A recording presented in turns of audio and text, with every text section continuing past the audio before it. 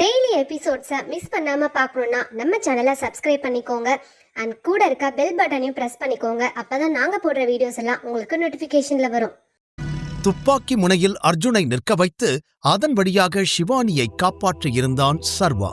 ஷிவானி பாதுகாப்போடு கிளம்பியதும் அர்ஜுனிடம் சவால் விட்ட சர்வா தானும் அங்கிருந்து கிளம்பியிருக்க, இன்னொரு புறம் ராணாவிடமிருந்து உண்மையை வாங்குவதற்காக தன்னால் முடிந்த அளவுக்கு ராணாவை கொடுமைப்படுத்திக் கொண்டிருந்தான் ஆதிசேஷன்.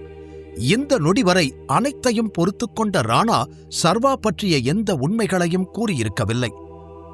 ராணாவை தேடி அதில் தோல்வியடைந்திருந்த விக்ரமன் நிச்சயம் ஆதிசேஷன் தான் ஏதாவது செய்திருக்க வேண்டும் என உறுதியாக நம்பி அதைப் பற்றி கரிகாலனிடம் பேசினார்.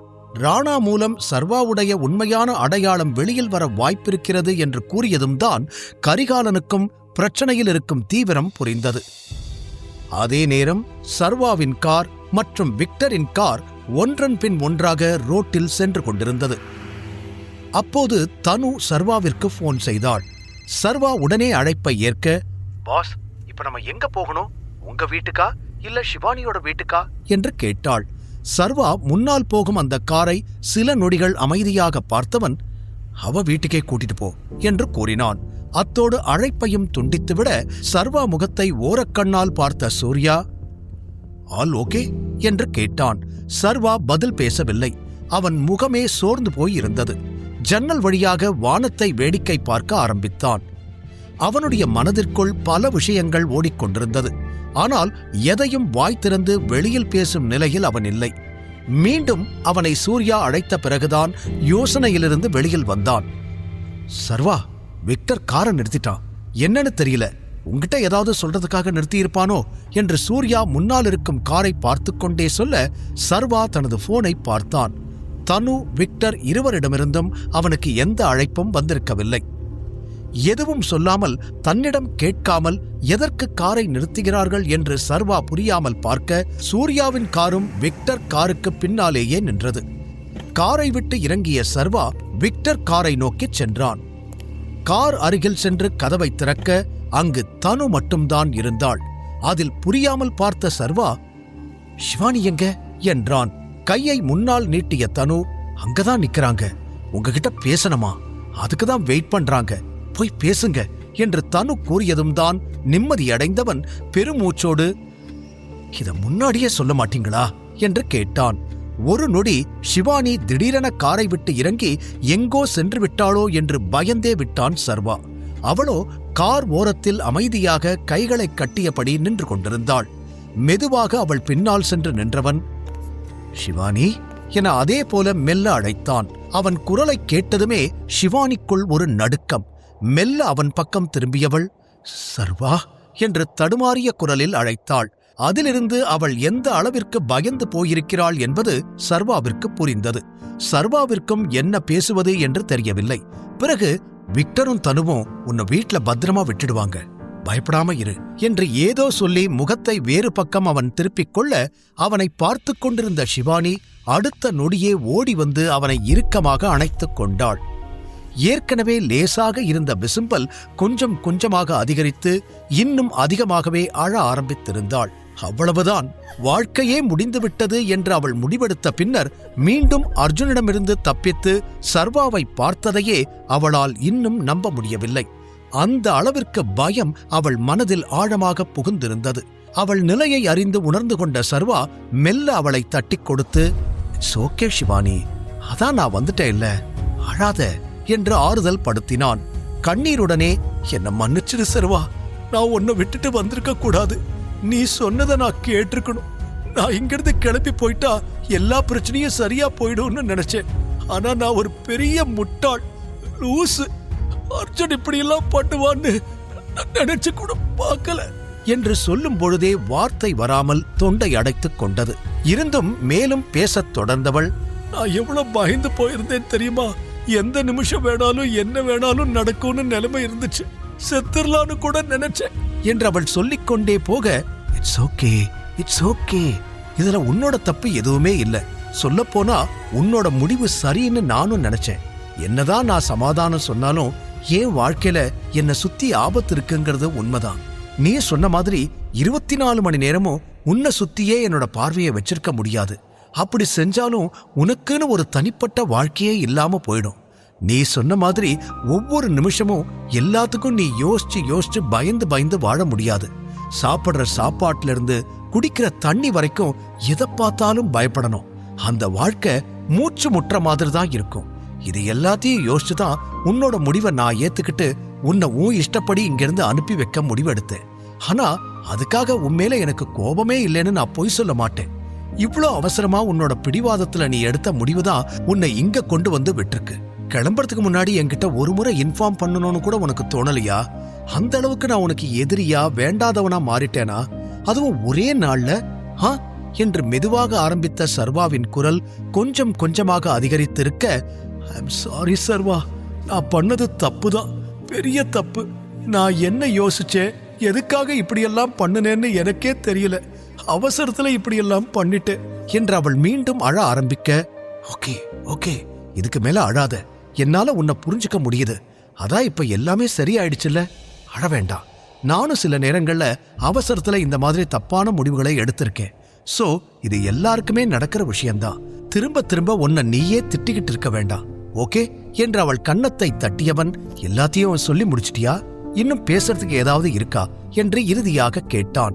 அதில் மெல்ல அவனிடமிருந்து விலகிய சிவானி, ஒண்ணுல, ஐ எம் ஃபைன் என்று கூறிட, வெரி குட் என்று கன்னத்தில் வழிந்த கண்ணீரை துடைத்து விட்டவன், இப்ப மட்டும் இல்ல, எப்பவும் எல்லாமே சரியாதான் இருக்கும்.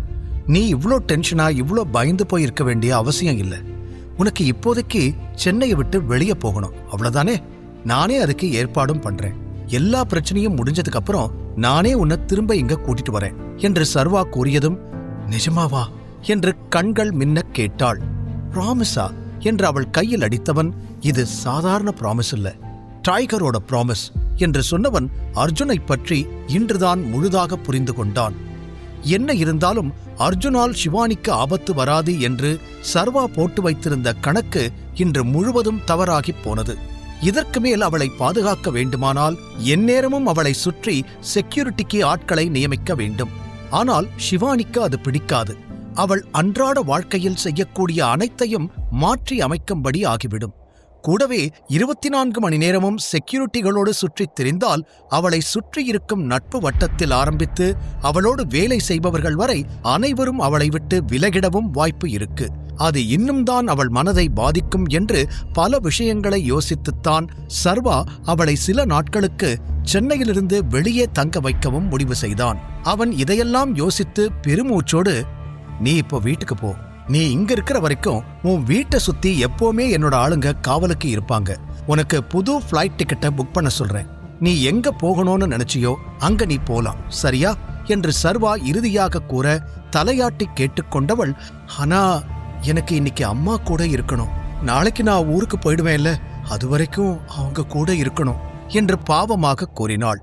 சரி, அப்போ என் கூட வா என்று சொன்ன சர்வா சிவானியை தனது காருக்கு அழைத்து வந்து அவளை உள்ளே அமர வைத்துவிட்டு தானும் ஏறி அமர சூர்யா இருவரையும் பார்த்தான். வீட்டுக்கு போலாம் சூர்யா என்று சர்வா கூறியதும் கார் சர்வாவின் வீட்டை நோக்கி புறப்பட்டது. கூடவே விக்டருக்கு போன் செய்ய, எஸ் பாஸ், நான் இப்ப என்ன பண்ணட்டும் என்று கேட்டான் விக்டர். தனுவ வீட்ல பத்திரமா இறக்கி விட்டுட்டு செக்யூரிட்டி எல்லாம் செக் பண்ணிக்கோ, என்னோட வீட்லயும் ஒரு 10-15 செக்யூரிட்டி கார்டு அரேஞ்ச் பண்ணு என்று அடுத்தடுத்து விக்டருக்கு கட்டளைகளை கொடுக்க, ஓகே பாஸ், நான் பாத்துக்கிறேன் என்ற அழைப்பை துண்டித்துவிட்டு தானும் கிளம்பினான் விக்டர். அழுது அழுது சோர்ந்து போயிருந்த சிவானிக்கு தூக்கம் கண்களை சுழற்றியது.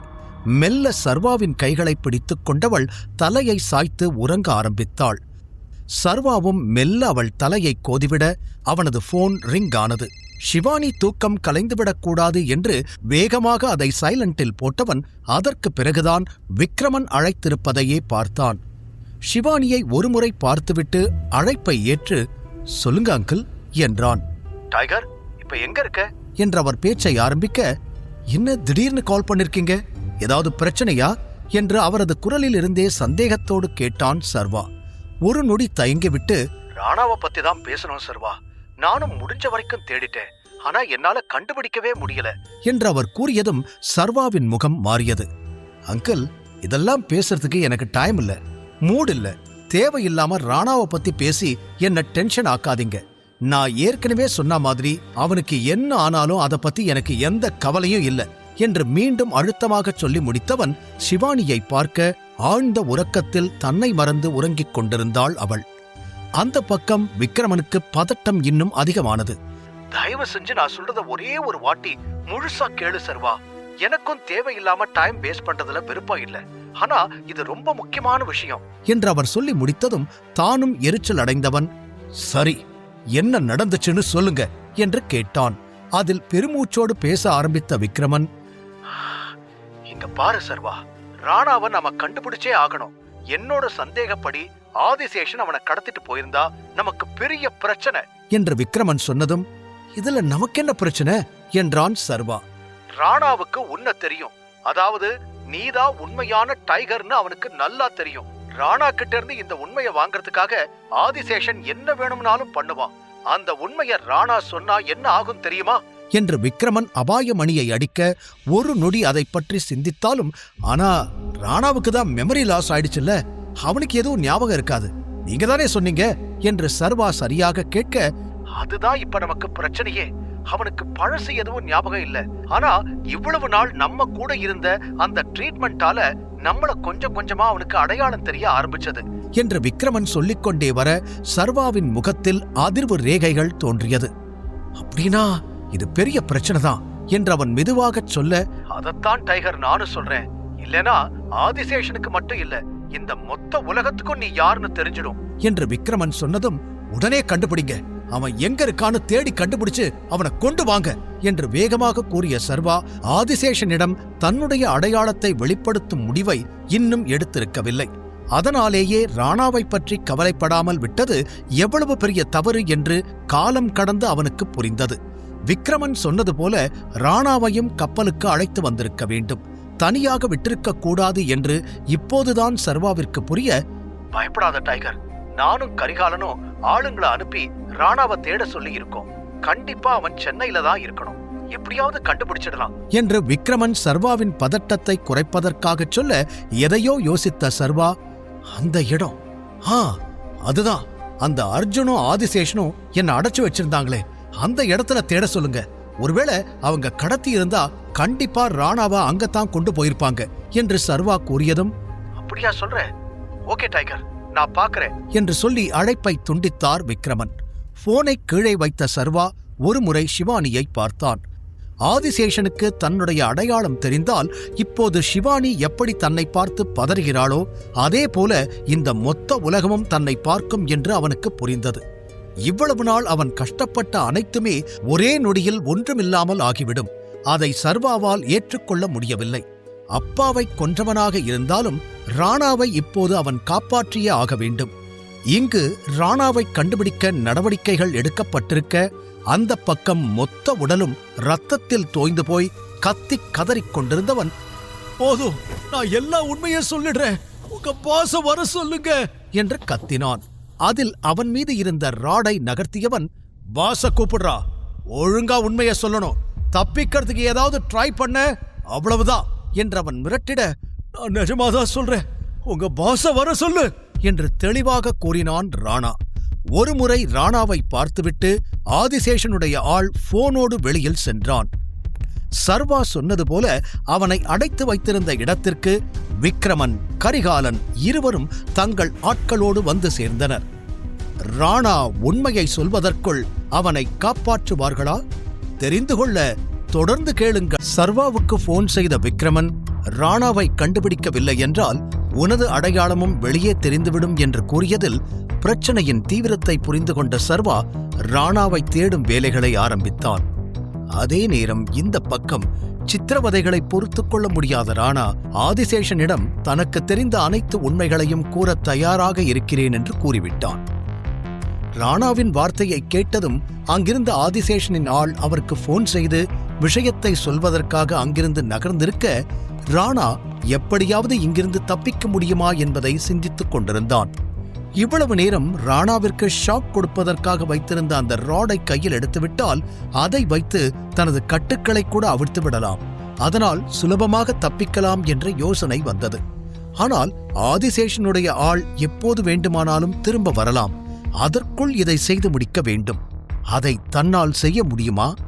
எப்படி செய்வது என்று ராணா சிந்தித்துக் கொண்டிருக்க கரிகாலனும் விக்கிரமனும் சர்வா சந்தேகத்தோடு கூறிய அந்த இடத்திற்கு வந்து சேர்ந்தனர். அது ஒரு பழைய பில்டிங். தன் ஆட்களோடு வந்திருந்தாலும் சந்தேகமாக பார்த்த விக்கிரமன், நாம கொஞ்சம் கவனமா இந்த இடத்துல செக் பண்ண சொல்லணும். உள்ள யாராவது இருக்காங்களான்னு தெரிஞ்சுக்கிட்டு தான் உள்ள போகணும். அதுவும் எவ்வளோ பேர் இருக்காங்க, அவங்க என்ன மாதிரியான வெப்பன்ஸ் வச்சிருக்காங்கன்னு கண்டுபிடிக்கணும். ராணா இங்க தான் இருக்கணும்.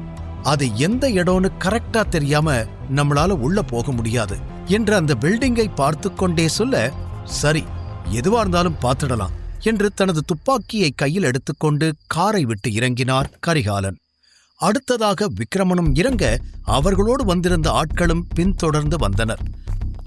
அனைவருமே வரிசையாக மறைந்து மறைந்து உள்ளே நுழைய முயற்சித்தனர். இரவு நேரம் என்பதால் பெரிதாக வெளிச்சமில்லை என்றாலும் நிலவின் ஒளி ஓரளவிற்கு அங்கு யார் இருக்கிறார்கள் என்று காட்டியது. எனவே சத்தம் கூட வராமல் உள்ளே நுழைய வேண்டிய கட்டாயத்தில் இருந்தனர். முன்னால் சென்று கொண்டிருந்த கரிகாலன் திடீரென நின்றுவிட மற்றவர்களையும் நிற்கச் சொல்லி சைகை செய்தார். எனக்கு உள்ளிருந்து சத்தம் கேக்குது, ஒரு 2 மினிட்ஸ் அப்படியே நில்லுங்க என்று கூறிவிட்டு மற்ற திசையில் கை நீட்ட விக்கிரமனும் தலையை ஆட்டினார். பிறகு மீண்டும் அதேபோல மெதுவாக சத்தம் வந்த திசையை நோக்கி செல்ல ஆரம்பித்தனர்.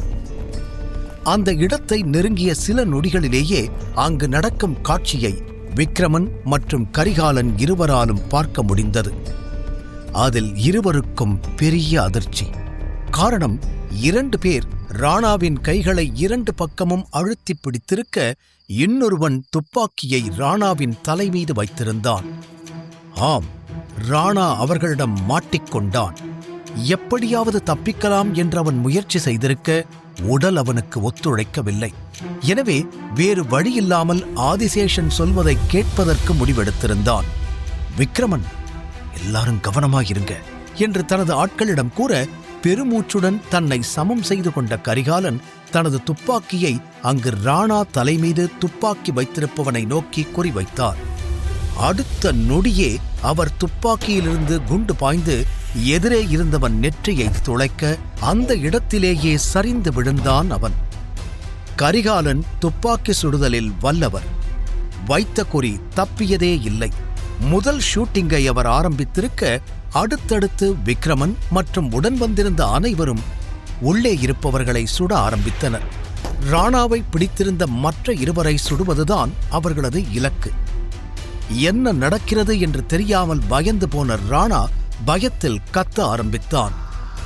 பயப்படாத, பயப்படாத, நாங்கதான் விக்கிரமன் வந்திருக்க, உன்னை காப்பாத்ததா வந்திருக்கோம், பயப்படாத என்று சொல்லிக்கொண்டே விக்கிரமன் ராணா அருகில் செல்ல, அவர்கள் தன்னை காப்பாற்ற வந்திருக்கிறார்கள் என்பதை நம்ப முடியாமல் பார்த்த ராணா, நீங்க எதுக்கு இங்க வந்தீங்க என்று கேட்டான்.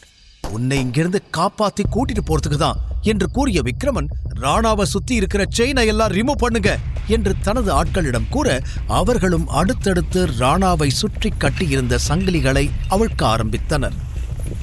பிறகு கரிகாலனிடம் திரும்பிய விக்கிரமன், வந்த வேலை முடிஞ்சிருச்சு, நாம உடனே இங்கிருந்து கிளம்பணும் என்று கூற, கரிகாலன் வெளியில் சென்று கார்களை தயார் செய்தார். பின் சிறிது நேரத்தில் விக்கிரமனுடைய ஆட்கள் ராணாவை கைதாங்கலாக கூட்டி வந்து காரில் அமர வைத்தனர். காரில் அமர்ந்த ராணா உடலை அப்போதுதான் தெளிவாக பார்த்த விக்கிரமன், இப்படி உடம்பு முழுக்க ரத்தம் வர அளவுக்கு அவங்க எல்லாரும் உன்னை என்ன பண்ணாங்க என்று கவலையுடன் கேட்க, ராணா பதில் சொல்லவில்லை. உன்னைத்தானே கேட்கிறேன், பதில் சொல்ல மாட்டியா என்று கரிகாலன் திரும்பி பார்க்க, ராணா மயங்கி விழுந்திருந்தான். உடனே அவனை தட்டி பார்த்த விக்கிரமன், மயங்கிட்டான், என்ன ஆச்சுன்னு தெரியல, உடனே ஹாஸ்பிட்டலுக்கு கூட்டிட்டு போகணும் என்று கூறிட, அடுத்த நொடியே கரிகாலன் காரை மருத்துவமனையை நோக்கி கிளப்பினார். கூடவே விக்கிரமன் தன்னுடைய டாக்டருக்கு போன் செய்து இந்த விஷயத்தை பற்றி பேச ஆரம்பித்திருந்தார். நிச்சயம் ஆதிசேஷனுடைய ஆட்கள் ராணாவை ஏதோ செய்திருக்கிறார்கள். அதனால்தான் உடல் முழுவதும் காயமாகி இவ்வளவு மோசமான நிலையில் இருக்கிறான் என்பதை பார்த்ததுமே அவரால் புரிந்து கொள்ள முடிந்தது. நாம இன்னும் கொஞ்சம் லேட்டா வந்திருந்தா கூட ராணா உயிரோடவே இருந்திருக்க மாட்டான் என்று பதறிப்போய் ராணாவை பார்த்தார் விக்ரமன். பின் சிறிது நேரத்தில் தன்னுடைய பிரத்யேக டாக்டரிடம் வந்தடைந்திருந்தனர் விக்ரமன் மற்றும் கரிகாலன். அந்த டாக்டர் டைகரின் மாஃபியா கூட்டத்திற்காக மட்டுமே பிரத்யேகமாக வேலை செய்பவர். அவருடைய ஹாஸ்பிட்டலுக்கு வந்து சேர்ந்ததும் உடனே ராணாவின் உடலை ஆராய்ந்த மருத்துவர் காயங்களுக்கெல்லாம் கட்டுப்போட ஆரம்பித்தார். விக்ரமனும் கரிகாலனும் ராணா கண் விழிப்பதற்காக வெளியில் காத்துக் கொண்டிருந்தனர். இங்கு நூலிழையில் ராணா காப்பாற்றப்பட்டிருக்க வீட்டில் அமர்ந்திருந்த அர்ஜுன் தன் எதிரில் தலையில் கை வைத்தபடி அமர்ந்திருக்கும் ஆதிசேஷனை பார்த்துக் கொண்டிருந்தான். வெகு நேரமாகவே அவர் அப்படித்தான் அமர்ந்திருக்க, அப்பா என்னாச்சு, ஏன் இப்படி இருக்கீங்க, ஏதாவது பிரச்சனையா என்று மெதுவாக கேட்டான். ஆதிசேஷனிடமிருந்து எந்த பதிலும் வரவில்லை. ஒரு கைக்கு பதிலாக 2 கைகளையும் தலையில் வைத்தபடி தலையை இறுக்கமாக பிடித்திருந்தார். அந்த நொடி அவர் மனதில் பல யோசனைகள் ஓடிக்கொண்டிருந்தது. ஏதோ ஒன்றை நம்பாமல் இருக்கவும் முடியாமல் தடுமாறிக் கொண்டிருக்க அர்ஜுனால் அதற்கு மேல் பொறுமையாக இருக்க முடியவில்லை. அப்பா எத்தனை டைம் கேட்கிற, என்னாச்சுன்னு சொல்ல மாட்டீங்களா? அந்த ராணா செத்து போயிட்டானா என்று அர்ஜுன் கேட்க, இல்லை என்பது போல தலையை ஆட்டியவர், நானே அவனை விட்டுட்டேன் என்று கூறினார். விட்டுட்டீங்களா? எதுக்கு என்று அர்ஜுன் புரியாமல் கேட்க, அவன் நம்மளோட ஸ்பையா இருக்கிறதுக்கு ஓகே சொல்லிட்டான் என்று சொல்லிக்கொண்டே நிமிர்ந்து பார்த்த ஆதிசேஷன் கால் மீது கால் போட, வாவ் சூப்பர், எவ்வளவு பெரிய விஷயத்தை நீங்க செஞ்சு முடிச்சிருக்கீங்க, அப்புறம் ஏன் இப்படி தலையில கைய வச்சுட்டு உட்கார்ந்திருக்கீங்க, நல்லதுதானே நடந்திருக்கு என்று கேட்ட அர்ஜுனுக்கு குழப்பமாக இருந்தது. கூடவே சென்று தந்தைக்கு அருகில் அமர்ந்து அவரையே பார்த்தான். மீண்டும் ஆதிசேஷனின் முகம் மாறியது. தான் சொல்ல வேண்டிய விஷயத்தை சொல்ல முடியாமல் தடுமாறியவர் முகம் முழுவதும் ஏதோ ஒரு பதட்டம் தென்பட, என்னாச்சுப்பா, ஏன் இப்படி இருக்கீங்க என்று மெதுவாக கேட்டான் அர்ஜுன். ராணா என்கிட்ட உண்மைய சொல்லிட்டான் என்று அவர் கூற, என்ன உண்மைய சொன்னா என்றான் அர்ஜுன் புருவம் உயர்த்தி. எனக்கு இப்ப டைகர் யாருன்னு தெரியும் அர்ஜுன் என்று ஆதிசேஷன் கூற, அர்ஜுனுக்கு இன்னும் ஆச்சரியம். அப்படியா என்று ஆர்வமாக கேட்டவன் ஆதிசேஷன் பக்கம் திரும்பி அமர்ந்து, யாரது, நாம அந்த டைகரை எங்கேயாவது பார்த்திருக்கோமா, இதுக்கு முன்னாடி நீங்க அவனை பார்த்திருக்கீங்களா என்று அர்ஜுன் கேட்டுக்கொண்டே போக, அனைத்து கேள்விகளுக்கும் தலையாட்டிக் கொண்டே எழுந்து நின்ற கரிகாலன், நான் யாருன்னு சொல்லுவேன், ஆனா உன்னால அதை நம்ப முடியாது, என்னாலேயே இன்னும் நம்ப முடியல, ஆனா ராணா மேல எனக்கு சந்தேகமும் இல்ல. பட் இது எப்படி பாசிபிள், இது எப்படி நடந்துச்சு, ஏன் கண்ணு முன்னாடியே இருந்திருக்கான், அவன்தான் டைகர்னு தெரியாம முட்டாளா இருந்திருக்கேன் என்று ஆதிசேஷன் பேசிக்கொண்டே போக, அப்பா முதல்ல யாருன்னு சொல்லுங்க, நீங்க பேச பேச எனக்கு டென்ஷன் தான் அதிகமாகுது என்று கேட்ட அர்ஜுனுக்கு யார் என்று சொல்லாமல் ஆதிசேஷன் பேசிக் கொண்டிருப்பது எரிச்சலைத்தான் உண்டாக்கியது. சொல்லுங்கப்பா என்று மீண்டும் அவன் சொல்ல, பெருமூச்சுடன் அவனை திரும்பி பார்த்த ஆதிசேஷன், சர்வேஸ்வர ராஜன் தான் டைகர், அதுவும் எந்த சர்வேஸ்வர ராஜன் தெரியுமா, உன் கையிலிருந்து எஸ்கேப் ஆகி போனானே அந்த சர்வா, அவன்தான் டைகர் என்று அவர் தெள்ளத் தெளிவாக கூற, அர்ஜுன் இதயம் 2ஆக வெடித்தே விட்டது.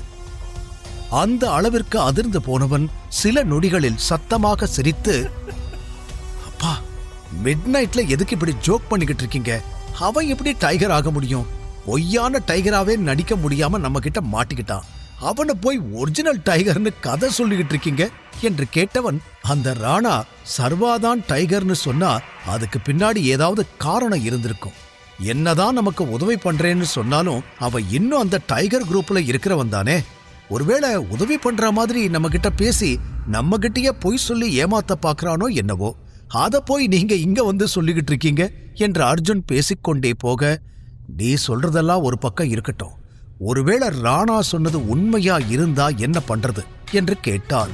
ஆனால் அர்ஜுன் வாதத்திற்கு கூட அதை ஏற்றுக்கொள்ள விரும்பவில்லை.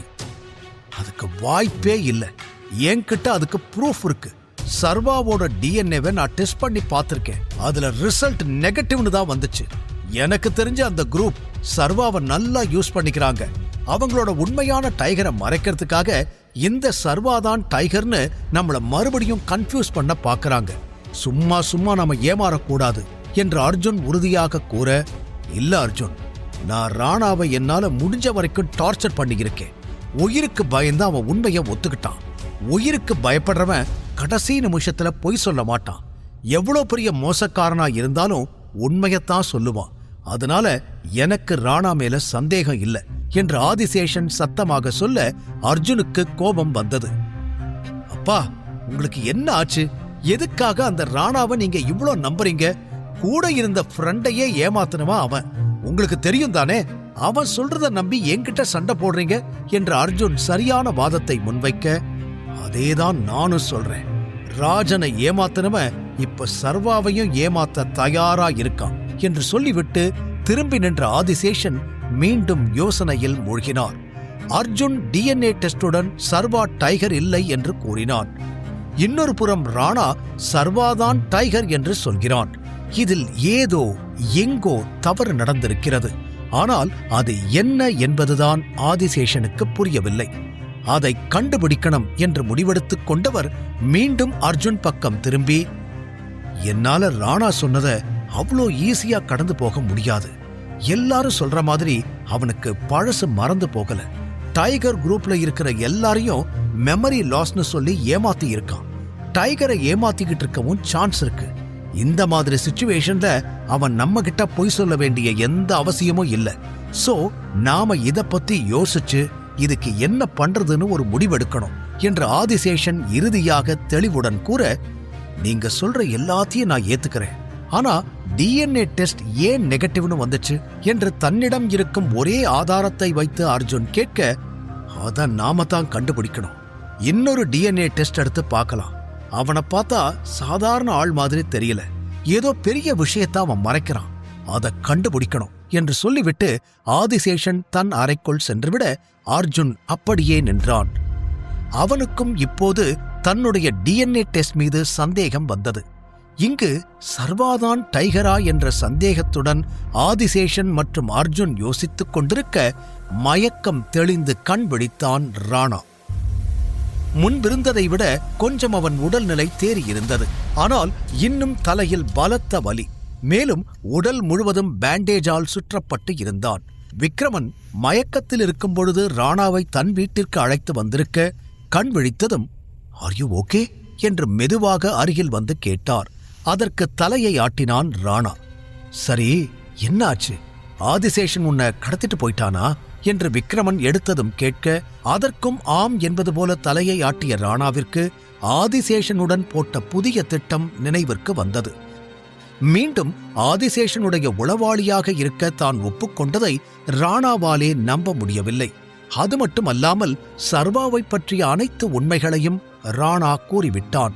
முதலில் ராஜனை, இப்போது சர்வாவை, இருவரையுமே தான் ஏமாற்றுகிறோம் என்று நினைக்க ராணாவிற்கும் மனம் வலித்தது. இந்த குற்ற உணர்ச்சியோடு தான் வாழ வேண்டுமா என்று யோசனைக்குள் ராணா மூழ்கிப் போக, நல்லவேளை நாங்க சரியான டைமுக்கு வந்தோம். அந்த ஆதிசேஷன் உன்கிட்ட என்ன கேட்டான் என்று விக்ரமன் கேட்க, அவனுக்கு என பேச ஆரம்பித்த ராணா ஒரு நொடி தயங்கிவிட்டு, என்ன ஸ்பையா இருக்க சொன்னா, நான் முடியாதுன்னு சொல்லிட்டேன். அதனால தான் என்ன கொலை பண்ண ட்ரை பண்ணா. அதுக்குள்ள நீங்க வந்து காப்பாத்திட்டீங்க என்று உண்மையை சொல்லாமல் மறைத்தான். அதற்கு சரி என்று தலையை ஆட்டிய விக்ரமன், சரி நீ ரெஸ்ட் எடு, காலையில நான் வந்து உன்னை பார்க்கிறேன் என்று சொல்லி அறையை விட்டு வெளியில் சென்றுவிட மீண்டும் குற்ற உணர்ச்சிக்குள் சிக்கித் தவித்தான் ராணா. ராணா சர்வாவிடம் உண்மையை கூறுவானா, இல்லை மீண்டும் ஆதிசேஷனுக்கு வேலை செய்வானா? தெரிந்து கொள்ள தொடர்ந்து கேளுங்கள். ஆதிசேஷனிடமிருந்து ராணாவை காப்பாற்றி அவனை வீட்டுக்கு அழைத்து வந்திருந்தார் விக்ரமன். ராணா தனக்கு ஒன்றுமில்லை, நன்றாக இருக்கிறேன் என்று காட்டிக்கொண்டாலும் உள்ளுக்குள் உடைந்து போயிருந்தான். ஏற்கனவே ராஜனை ஏமாற்றிவிட்டோம் என்ற குற்ற உணர்ச்சி இன்று வரை அவனை வதைத்துக் கொண்டிருக்க, இன்று மற்றொரு ரகசியத்தையும் ஆதிசேஷனிடம் கூறிவிட்டதை அவனால் ஏற்றுக்கொள்ளவே முடியவில்லை. அதே நேரம் அர்ஜுனிடம் சர்வாதான் டைகர் என்ற உண்மையை ஆதிசேஷன் கூறியிருக்க, அவனும் அதை நம்ப மாட்டேன் என பிடிவாதமாக இருந்தான். காரணம், அவன் எடுத்த டிஎன்ஏ டெஸ்ட். அதனால் ராணா பொய் சொல்கிறான், டைகர் குரூப்பை காப்பாற்ற பார்க்கிறான் என்று தன்னுடைய யோசனையை அர்ஜுன் சொல்ல, சில நொடிகள் யோசித்த ஆதிசேஷன் மீண்டும் சர்வாவிற்கு டிஎன்ஏ டெஸ்ட் எடுக்கச் சொன்னார். அடுத்த நாள் ஒவ்வொருவரும் ஒவ்வொரு யோசனையோடு இருக்க, காலை விடிந்தது.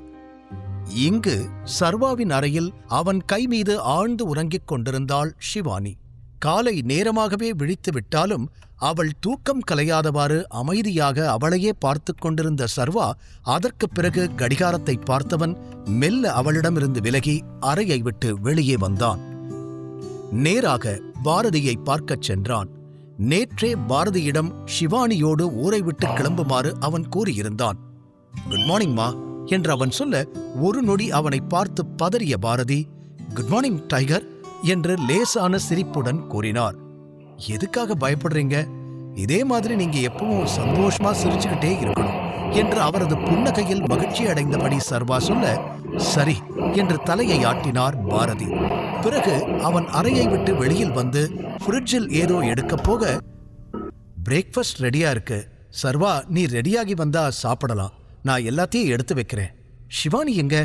அவளையே வர சொல்லு என்று சொல்லிக்கொண்டே சமையல் அறைக்குள் பாரதி சென்றுவிட, அவ இன்னும் தூங்கிட்டு தான் இருக்கா, உங்க கூட சேர்ந்ததுலேருந்து ரொம்ப லேசி ஆயிட்டா, நீங்களே அவளுக்கு எல்லா வேலையும் செய்யறதால இப்படியெல்லாம் பண்றா போல என்று சர்வா கூற, இருந்துட்டு போகட்டும் டைகர், அவ இப்படி அமைதியா இருந்தாலே நான் நிம்மதியா இருப்பேன். எங்கேயாவது வெளியில போய் பிரச்சனையை இழுத்து உனக்கும் தேவையில்லாத டென்ஷன் இல்லையா என்று பாரதி சொல்ல, அது என்னவோ உண்மைதான் என்று சிரித்த சர்வா, நீங்க 2 பேரும் இங்கிருந்து கிளம்புறதுக்கு ஃப்ளைட் டிக்கெட் எல்லாம் ரெடி பண்ணிட்டேன். இங்கிருந்து ஏர்போர்ட் வரைக்கும் நம்மளுடைய செக்யூரிட்டி உங்க கூட வருவாங்க. அது மட்டும் இல்லாம நீங்க போற இடத்துலயும் உங்க செக்யூரிட்டிக்கு 2 பேரை அரேஞ்ச் பண்ணிருக்கேன். உங்களை தொந்தரவு பண்ணாம உங்க பக்கத்திலேயே இருப்பாங்க. அதே மாதிரி ஏதாவது பிரச்சனைனா நீங்க எனக்கு கால் பண்ணுங்க. எந்த இடத்துல இருந்தாலும் உங்களை காப்பாத்துறதுக்கு நான் வருவேன். 2 பேரும் பத்திரமா இருங்க என்று சர்வா சொல்லிக் கொண்டே போக, அனைத்திற்கும் சரி சரி என்று தலையாட்டிக் கொண்டே கேட்ட பாரதி பிறகு லேசான தயக்கத்துடன், டைகர், நான் இப்படி சொல்றேன்னு நீ தப்பா நினைக்காத. எல்லாத்துக்குமே ரொம்ப தேங்க்ஸ். எனக்கு ஒரு புது வாழ்க்கையை கொடுத்திருக்க. எனக்கே தெரியாத என் பொண்ணை மீட்டு கொண்டு வந்து என்கிட்ட கொடுத்திருக்க. இதெல்லாம் ரொம்ப பெரிய விஷயம் என்று அவர் கண்கள் கலங்க கூற, சர்வா சிரித்துவிட்டு, நீங்க என் அம்மாவுக்கு ரொம்ப வருஷம் விசுவாசமா இருந்திருக்கீங்க. என்னோட அம்மா இறந்ததுக்கு அப்புறம் கூட நீங்க மாறவே இல்லை. அதை கூட கம்பேர் பண்ணும்போது நான் செஞ்சது ஒண்ணுமே கிடையாது. இன்னும் சொல்ல போனா நான் தான் உங்களுக்கு நன்றி சொல்லணும். சரி, இப்ப எதுக்கு அதெல்லாம் பேசிக்கிட்டு? எதை பத்தியும் கவலைப்படாம இந்த புது வாழ்க்கையை சந்தோஷமா நீங்க வாழணும். நடக்க போற எல்லாத்தையும் நான் பாத்துக்குவேன். என் மேல நம்பிக்கை வச்சு நீங்க சந்தோஷமா இருங்க என்று சர்வா உறுதியுடன் கூற, சரி என்று தலையை ஆட்டிய பாரதி, அப்புறம் கிரீம் விஷயத்துல ஏதாவது டவுட் இருந்தா இல்ல ஏதாவது உனக்கு ஹெல்ப் வேணும்னா எனக்கு எப்ப வேணாலும் கால் பண்ணு என்று கூறினார். அதற்கு மறுப்பாக தலையை ஆட்டியவன், நான் தான் எதுவா இருந்தாலும் நானே பாத்துக்கிறேன்னு சொல்லிட்டேன்ல, என்னால எல்லாத்தையும் பாத்துக்க முடியும். நீங்க பிரேக்ஃபாஸ்டை எடுத்து வைங்க, உங்களுக்கு லேட் ஆயிடும் இல்லனா என்று சொல்லிவிட்டு மீண்டும் அறைக்குள் செல்ல, இன்னும் ஷிவானி உறங்கிக் கொண்டிருந்தாள். அவள் அருகில் அமர்ந்து தலையை கோதிவிட ஆரம்பித்தான் சர்வா. முன்பிருந்த குழப்பம், நெருடல்கள், உறுத்தல்கள் என அனைத்துமே மறைந்து இப்போதுதான் சர்வாவின் கண்களுக்கு ஷிவானி தன்னுடைய முழு காதலியாக தெரிந்தாள். அவளிடம் இனி மறைத்து வைக்க வேண்டிய ரகசியம் எதுவும் இல்லை. அவளையும் அவள் காதலையும் இனி முழு மனதோடு ஏற்றுக்கொள்ளலாம் என்ற மகிழ்ச்சியோடு அவளை பார்த்தவன் கடினப்பட்டுதான் அவளை ஊரை விட்டு அனுப்பும் முடிவை எடுத்திருந்தான். தன்னுடைய வாழ்க்கை ஒரு நிலைக்கு வரும் வரை ஷிவானி எங்காவது ஓரிடத்தில் பத்திரமாக நிம்மதியாக இருக்க வேண்டும். அதற்காகவே இந்த முடிவு. ஆனால் உன்னை விட்டு பிரிஞ்சு போன அப்புறம் உன்மேல இருக்கிற காதல் போயிட்டா என்ன பண்ணுவ? அவளை உன் கூடவே வச்சுக்கலாமே என்று அவன் மனம் கேள்வி எழுப்பினாலும் அவளுடைய பாதுகாப்பையும் அவள் நிம்மதியும் தாண்டி சர்வாவிற்கு வேறு எதுவுமே முக்கியமாக தோன்றவில்லை. இதையெல்லாம் யோசித்துக் கொண்டே அவள் தலையை வருட மெதுவாக கண்களை திறந்த ஷிவானி, விடிஞ்சிருச்சா என்று கேட்டாள். அதில் சிரித்த சர்வா அவளை பார்க்க தூக்கத்தோடு எழுந்து அமர்ந்தவள், உன்னதானே கேட்கிறேன், சொல்லு என்றாள். விடிஞ்சு ரொம்ப நேரம் ஆகுது. ஃப்ளைட் கூட உனக்காக தான் வெயிட் பண்ணிக்கிட்டு இருக்கு. அம்மா பிரேக்ஃபாஸ்ட் ரெடி பண்ணிட்டாங்க. நீ சீக்கிரம் ரெடி ஆயிட்டு வந்தா கிளம்பலாம் என்று அவன் சொல்லிக்கொண்டே போக, அம்மா நிஜமாவே என் கூட வராங்களா என்று ஆச்சரியமாக கேட்டாள். அதற்கு சர்வா ஆமாம் என்பது போலையாட்ட, தேங்க்யூ சோ மச் சர்வா என்று மகிழ்ச்சியோடு அவனை கட்டிக்கொண்டாள் ஷிவானி. அதே நேரம் விக்ரமன் வேலை விஷயமாக வீட்டிலிருந்து கிளம்பியிருக்க ராணா மட்டும் தனியாக இருந்தான். ராணாவின் பாதுகாப்பிற்காக சில ஆட்களை வீட்டில் வைத்திருந்த விக்ரமனுக்கு ராணா மனதில் என்ன ஓடுகிறது என்பது தெரியாமல் போனது. மனதிற்குள் பெரிய பிரளயத்தை நடத்திக் கொண்டிருந்தான் ராணா. சர்வா பற்றிய உண்மையை சொன்னதைத் தாண்டி வேறு எதையுமே ராணாவால் சிந்திக்க முடியவில்லை. இப்போது வரை சர்வாதான் டைகர் என்ற நியூஸ் வெளியில் வரவில்லை. அப்படியெனில் ஆதிசேஷன் மனதிற்குள் என்ன ஓடுகிறது என்று புரியாமல் குழம்பிக் கொண்டிருந்தான். இந்நேரம் எல்லாத்தையும் அவன் நியூஸ்ல ரிலீஸ் பண்ணியிருக்கணுமே. இவங்க யாருமே எதுவுமே நடக்காத மாதிரி சாதாரணமா தான் இருக்காங்க. ஆதிசேஷன் என்ன பண்றான் என்று மீண்டும் மீண்டும் அதையே யோசித்துக் கொண்டிருக்க இதயத் துடிப்பு கூட அதிகமானது. இந்த பிரச்சனையை யாரிடம் சொல்லி எப்படி சரி செய்வது என்று ஒன்றும் புரியவில்லை. அவன் கண்முன்னால் இப்போது 2 வழிகள்தான் தெரிந்தது. ஒன்று, டைகர் குரூப்பில் இருக்கும் அனைவரிடமும் நடந்த அனைத்தையும் சொல்லிவிட்டு தானே அவர்கள் கையால் மடிந்து போவது. இல்லையெனில் இன்னும் கொஞ்ச நாளைக்கு அவர்களை இதேபோல ஏமாற்றி உண்மை தெரிய வரும்பொழுது அவர்கள் கையால் கொடூரமாக கொல்லப்படுவது. எப்படி பார்த்தாலும் மரணத்தை அவனால் தவிர்க்க முடியாது. ஆனால் யாருக்கு உதவி செய்வது, யாரை ஏமாற்றுவது என்பதுதான் இப்போது கேள்வி. சாகப் போறதுன்னு முடிவாயிடுச்சு. இவங்க கிட்ட எல்லா உண்மையும் சொல்லிட்டா என்ன? லேட்டா சொல்றது தப்பில்ல, சொல்லாமலே மறைக்கிறது தான் தப்பு என்று இறுதியாக ஒரு முடிவுக்கு வந்தவன் உடனே இன்று விக்ரமன் அவனுக்காக வாங்கிக் கொடுத்த போனை எடுத்து விக்ரமனுக்கு அழைத்தான். ராணாவிற்கு ஏதாவது ஆபத்து வந்தால் தனக்கு தெரிய வேண்டும் என்பதற்காக இந்த ஏற்பாட்டை விக்ரமன் செய்திருந்தார். அந்த போன் வழியாக விக்ரமனுக்கு மட்டும்தான் ராணாவால் அழைக்க முடியும். அழைப்பை ஏற்றதும், என்னாச்சு, ஏதாவது பிரச்சனையா என்று விக்ரமன் கேட்க அமைதியாக இருந்த ராணா பிறகு, அது உங்க எல்லார்கிட்டையும் நான் ஒரு முக்கியமான விஷயம் பேசணும். ஒரு ஒரு மிகப்பெரிய பெரிய என்று தடுமாறியவன், ஒரு பிரச்சனை என்று கூற, நிஜமாவா? உனக்கு எல்லாமே ஞாபகம் வந்துருச்சா என்றார் விக்ரமன் ஆச்சரியமாக. அதற்கும் தயங்கிவிட்டு, அது எனக்கு எதுவுமே மறந்து போகல. நான் இவ்வளவு நாள் நடிச்சேன். உடனே டைகரையும் மற்றவங்களையும் கூட்டிட்டு இங்க வா, நான் எல்லாத்தையும் சொல்றேன் என்று ராணா சொல்லி முடித்ததும் அந்த பக்கம் விக்ரமனுக்கு அதிர்ச்சி. பிறகு, சரி, நீ வீட்டிலேயே இரு, நான் எல்லாரையும் கூட்டிட்டு வரேன் என்று சொல்லி அழைப்பை துண்டித்தார். இப்போது இருக்கும் சீனியர்களில் விக்ரமன் தான் முதன்மையானவர். அந்த நாட்களில் விக்ரமன், ராணா, ராஜன் மூவரும் ஒரே அளவிற்கு ஆளுமை கொண்டிருந்தனர். எனவே விக்ரமன் தான் சொன்ன பொய்யை எப்படி உள்வாங்கிக் கொள்கிறார் என்பதை தெரிந்து கொள்ளத்தான் ராணா முதலில் விக்ரமனிடம் அந்த உண்மையை கூறினான். ஆனால் சர்வா இதை கேட்டு என்ன செய்வானோ என்ற பயம் அவனுக்குள் அதிகரித்துக் கொண்டே இருந்தது. ஒரு பக்கம் ராணா உண்மையைச் சொல்ல முடிவெடுத்திருக்க, இன்னொரு பக்கம் அர்ஜுன் நிம்மதியில்லாமல் இங்கும் அங்கும் சுற்றிக் கொண்டிருந்தான். தன்னுடைய ஆள் ஒருவனுக்காக காத்துக் கொண்டிருந்தவன் கடிகாரத்தை பார்ப்பதும் நடப்பதுமாக இருந்தான். அப்போது திடீரென அறையின் கதவு திறக்கப்பட, பாஸ் என்று அழைத்துக்கொண்டே உள்ளே வந்தான் பத்ரி. என்னாச்சு, ஏதாவது கண்டுபிடிச்சியா என்று அர்ஜுன் உடனே கேட்க, ஆமாம் பாஸ், நான் நீங்க சொன்ன மாதிரி முடிய கண்டுபிடிச்சிட்டேன். ஆனா இந்த சீப்புல நிறைய முடி இருக்கு. அதுவும் இந்த சீப்பை அவன்தான் யூஸ் பண்றானா இல்ல வேற யாராவது யூஸ் பண்றாங்களான்னு கூட தெரியல என்று யோசனையுடன் கூற, அறிவுகட்ட முட்டாள், அப்புறம் எதுக்காக கொண்டு வந்த? இதை வச்சு நாம என்ன பண்றது என்று அர்ஜுன் கோபத்துடன் கேட்க, இல்ல பாஸ், இது அவனோட ரூம்ல இருந்து தான் எடுத்தேன், அதான் யூஸ் ஆகுமேன்னு கொண்டு வந்துட்டேன் என்று அவன் கூற சிறிது யோசித்தான் அர்ஜுன். அவன் ரூம்ல இருந்துச்சுன்னா அவனோடதான் இருக்கணும். அவனோட முடி இல்லாம வேற முடினா சிவானியோட முடியா இருக்க வாய்ப்பு இருக்கு. அவளை தவிர வேற யாரு அவனோட ரூமுக்கு போக போறா? சரி, எதுவா இருந்தாலும் இதுல இருக்கிற எல்லா முடியையும் டெஸ்ட் பண்ண சொல்லலாம் என்று இறுதியாக முடிவுக்கு வந்தவன் அந்த சீப்பை தன் கையில் வாங்கிக் கொண்டான்.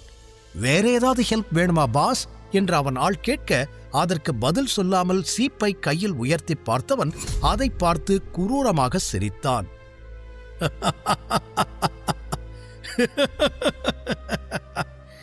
டைகர் யாருன்னு இப்போ தெரிஞ்சிடும் என்று தனக்குத்தானே சொல்லிக் கொண்டான். அர்ஜுன் அடுத்த முயற்சியில் இறங்கி இருக்க, சர்வா பாரதி மற்றும் ஷிவானி இருவரையும் வழி அனுப்பி வைப்பதற்காக ஏர்போர்ட் வந்திருந்தான். அவர்கள் கண்ணை விட்டு மறையும் வரை அதே இடத்தில் அப்படியே நின்றான். தன்னுடைய குடும்பமாக இத்தனை நாட்கள் அவர்களை நினைத்திருக்க அவர்கள் பிரிந்து செல்வது சர்வாவிற்கு கஷ்டமாக இருந்தது. அதிலும் ஷிவானிதான் முதலில் அவனை புரிந்து கொண்ட ஒரே பெண். பழைய சர்வாவாக இருந்திருந்தால் இப்போது அனைத்தையும் விட்டுவிட்டு ஷிவானிதான் முக்கியம் என்று அவளுடனே சென்றிருக்கலாம். ஆனால் இன்று நிலைமை வேறு. டைகராக ஆன பின்னர் அந்த பொறுப்புகளை அவன் ஏற்றுக்கொண்டுதானே ஆக வேண்டும். எனவே இந்த தற்காலிக பிரிவையும் ஏற்றுக்கொள்ள வேண்டும் என்று தன்னைத்தானே சமாதானம் செய்து கொண்டு மனதை சாந்தப்படுத்திக் கொள்ள அதை கலைப்பதற்காகவே விக்ரமனிடமிருந்து போன் வந்தது. என்னாச்சு அங்கிள் என்று சர்வா கேட்க, ராணா உன்கிட்டயும் மத்தவங்க கிட்டயும் ஏதோ முக்கியமான விஷயத்தை பத்தி பேசணுமா, உடனே எல்லாரையும் என் வீட்டுக்கு வர சொல்லி இருக்கேன், நீயும் வந்துரு என்று அவர் கூறியதும் புருவங்களை சுருக்கிய சர்வா, என்ன அவன் சொல்றதுக்கு என்ன இருக்கு, நான் எதுக்கு வரணும் என்று கேட்டான். அவன்கிட்ட பேசினாதானே தெரியும் சர்வா, எனக்கு தெரியும் இதெல்லாம் உனக்கு பிடிக்காதுன்னு. ஆனா பல வருஷத்துக்கு முன்னாடி நடந்த ஏதாவது அவனுக்கு ஞாபகம் வந்திருக்கலாம். அத சொல்றதுக்காக கூட அவன் ட்ரை பண்ணலாமே, நீ கிளம்பி வா என்றவர் மீண்டும் கூற, அப்படின்னா அவனுக்கு பழசெல்லாம் ஞாபகம் வந்துருச்சா என்றான் சர்வா அமைதியாக. இருக்கலாம் என்று கூறிய விக்ரமன் இப்போது சர்வாவிடம் அந்த உண்மையை சொல்லாமல் மறைத்தார். அவர் அப்படி கூறியதும் சர்வாவிற்கு கோபம் அதிகமாக பற்களை கடித்தவன், அவன்கிட்ட என்ன பேசணும், அவன்தான் என் அப்பாவை கொன்னா, என்னையும் கொல்ல பார்த்தான், அதுக்கு அவன் விளக்க சொல்ல போறானா, அத நான் கேட்கணுமா என்று கோபமாக கேட்டவன், அப்படி எல்லாத்தையும் கேட்டு முடிச்சாச்சுன்னா இன்னைக்கே நான் அவனை கொன்னுடுவேன் என்று பேசிக்கொண்டே போக, சர்வா கொஞ்சம் அமைதியாயிரு, நான் சொல்றத புரிஞ்சுக்கோ, ஒரே ஒரு முறை அவன் என்ன சொல்ல ட்ரை பண்றான்னு நீ கொஞ்சம் பொறுமையா கேளு என்று விக்ரமன் மன்றாடி கேட்க, கோபத்தோடு அமைதியாக இருந்த சர்வா, சரி உங்க வீட்டுக்கு வரேன், என்னதான் சொல்றான்னு நானும் கேட்கிறேன் என்று சொல்லி அழைப்பை துண்டித்துவிட்டு தனது காருக்கு வந்தான். ஷிவானியும் பாரதியும் கிளம்பி சில நிமிடங்கள் கூட இல்லை, அதற்குள் மிகப்பெரிய பிரச்சனை ஆரம்பித்து விட்டது. இந்த நொடிதான் சர்வா ஷிவானியை அனுப்பி வைத்ததை எண்ணி நிம்மதியடைந்தான். அனைவரையும் வரச் சொல்லி போன் செய்து விட்டாலும் அவர்கள் வரும் வரை ராணாவிற்கு இருப்பு கொள்ளவில்லை. பயத்தில் உடலெல்லாம் வேர்த்து கொட்ட ஆரம்பித்திருக்க, நான் பண்றது சரியா தப்பா, நான் உண்மையை சொல்லலாமா வேண்டாமா என்று மீண்டும் மீண்டும் சிந்திக்க ஆரம்பித்திருந்தான். என்ன ஆனாலும் முடிவு எப்படி இருக்கும்னு தெரிஞ்சதுதான், அதனால எல்லாத்தையும் சமாளிச்சுதான் ஆகணும். சர்வா இன்னைக்கு என்ன கொல்லாம விட்டாலும் நாளைக்கு அவனே என்ன கொல்லலாம், இல்ல ஆதிசேஷன் என்ன கொல்லலாம், இதுக்கு மேல பொறுமையா இருந்தாதான் தப்பு என்று இறுதியாக முடிவை எடுத்து அனைவரின் வருகையை எதிர்நோக்கி பார்த்திருந்தான் ராணா. ராணா சொல்லப் போகும் உண்மை என்ன தெரிந்து கொள். அர்ஜுன் தன்னுடைய ஆள் உதவியோடு சர்வா அறையிலிருந்து அவனது சீப்பை திருடியிருந்தான். அதை வைத்து மீண்டும் டெஸ்ட் நடத்துவதற்கு அர்ஜுன் தயாராகிக் கொண்டிருக்க, சர்வா ஷிவானி மற்றும் பாரதி இருவரையும் சென்னையிலிருந்து அனுப்பியிருந்தான். அவர்களை அனுப்பிவிட்டு நிம்மதி பெருமூச்சு விடுவதற்குள், ராணா உன்னிடம் உண்மையை சொல்ல வேண்டுமாம் என்று அவனை அழைத்தார் விக்ரமன்.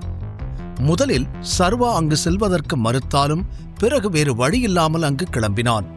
அனைவரையும் வரச் சொல்லிவிட்டு விக்ரமன் வீடு வந்து சேர்ந்தார். உள்ளே வரும்பொழுது ராணா அவருக்காக காத்துக் கொண்டிருக்க, ஆர் யூ ஓகே என்று கேட்டுக்கொண்டே அருகில் வந்தார் விக்ரமன். நான் நல்லாத்தான் இருக்கேன், என் மனசுல இருக்கிறத முதல்ல எல்லார்கிட்டையும் சொல்லணும், அப்பதான் வேற எந்த பிரச்சனையும் வராது என்று ராணா யோசனையுடன் கூற, அவனை பார்த்து தலையை ஆட்டிவிட்டு தன்னுடைய கோட்டை கழட்டி கீழே வைத்தார். அப்போது லோகேஷ் மற்றும் தினேஷ் கார்த்திக் இருவரும் ஹலோ விக்ரமன் என்று சொல்லிக்கொண்டே அங்கு நுழைந்தனர். அவர்களுக்கு பின்னால் கரிகாலனும் வந்து சேர, என்ன நடக்குது இங்க என்று கேட்டுக்கொண்டே சோஃபாவில் அமர்ந்தார். அதுக்காகத்தான் உங்க எல்லாரையும் வர சொல்லிருக்கேன், டைகர் வந்துடட்டும், அதுக்கப்புறம் நம்ம பேசலாம் என்று விக்ரமன் கூற, ராணா அனைவரையும் பார்த்து மீண்டும் பயப்பட ஆரம்பித்தான். கை காலெல்லாம் நடுங்க, தலை சுற்ற ஆரம்பித்து விட்டது. உண்மையை சொன்ன பிறகு நிச்சயம் தான் உயிரோடு இருக்க மாட்டோம் என்று முடிவே செய்து விட்டாலும் நேரம் நெருங்க நெருங்க பயம் அதிகமாகத்தான் செய்தது. அடுத்ததாக கதவை திறந்து கொண்டு உள்ளே நுழைந்தாள் ஆலியா. அனைவரையும் அவள் சிரித்த முகத்தோடு பார்க்க யாரும் எதுவும் பேசவில்லை. அதில் புரியாமல் பார்த்துக்கொண்டே அங்கு வந்து அமர்ந்தவள், என்ன எல்லாரும் அமைதியா இருக்கீங்க? யாருமே ஒரு ஹாய் கூட சொல்லல? ஏதாவது சீரியஸான பிரச்சனையா என்று அவள் கேட்க, அதற்கு ஆமாம் என்பது போல தலையை ஆட்டிய லோகேஷ், ஆமா, ரொம்ப சீரியஸ் அண்ட் அர்ஜென்ட். இன்னும் என்னென்ன வார்த்தையெல்லாம் சொல்லலாமோ எல்லாத்தையும் சொல்லலாம். பெரிய பிரளயமே இன்னைக்கு வெடிக்கப் போகுது என்று கூறினார். அதைக் கேட்டு தலையை ஆட்டிக்கொண்டே அனைவரையும் பார்த்த ஆலியா, அப்போ நான் கொஞ்சம் பொறுமையா இருக்கணும் என்று தன்னைத்தானே நிதானப்படுத்திக் கொள்ள, என்னால பொறுமையா இருக்க முடியாது என்று கோபத்தோடு கூறினார் கரிகாலன். உடனே விக்ரமன், கரிகாலன் கொஞ்சம் பொறுமையா இரு, சர்வா வந்துடட்டும் என்று அவரை அமைதிப்படுத்த, இருக்கிற வேலை எல்லாத்தையும் விட்டுட்டு இங்க வந்திருக்கேன், இன்னும் எவ்வளவு நேரம் பொறுமையா இருக்கிறது, அதுவும் இவனுக்காக என்று சொன்ன கரிகாலனுக்கு ராணாவை பார்க்க பார்க்க கோபம்தான் அதிகமானது. எனக்கு புரியுது, ஆனா இதுவும் நம்மளோட வேலைதான், சொன்னா புரிஞ்சுக்கோ என்று விக்ரமன் கரிகாலனை சமாதானப்படுத்தினார். சரியாக அப்போது கதவை திறந்து கொண்டு உள்ளே நுழைந்திருந்தான் சர்வா. அவனுக்கு பின்னால் சூர்யாவும் அங்கு வந்து சேர்ந்தான். சர்வாவை விட சூர்யாவுக்குத்தான் அங்கிருக்கும் அனைவரையும் பார்க்க தயக்கமாக இருந்தது. அதனால் எதுவும் பேசாமல் அமைதியாக ஒரு இடத்தில் சென்று அமர்ந்து விட்டான். உள்ளே வந்த சர்வா தன்னுடைய இருக்கையில் அமர்ந்து, எல்லா வேலையும் விட்டுட்டு இவ்வளோ தூரம் வந்திருக்கேன், அதுக்கு ஏத்த மாதிரி நீங்க சொல்ல போற விஷயமோ இருக்கும்னு நம்புறேன் என்று சர்வா சொல்லி முடிக்க, இந்த ஆள் சொல்றதுக்கு என்ன இருக்கு சர்வா என்று கோபமாக சொல்லிக்கொண்டே எழுந்து வந்த சூர்யா, என்ன சொல்ல போற நீ? சொல்றதுக்கு என்ன இருக்கு? நீதான் சர்வாவோட அப்பாவை கொன்ன, எதுக்காக அவரை கொன்னேன்னு காரணம் சொல்ல போறியா?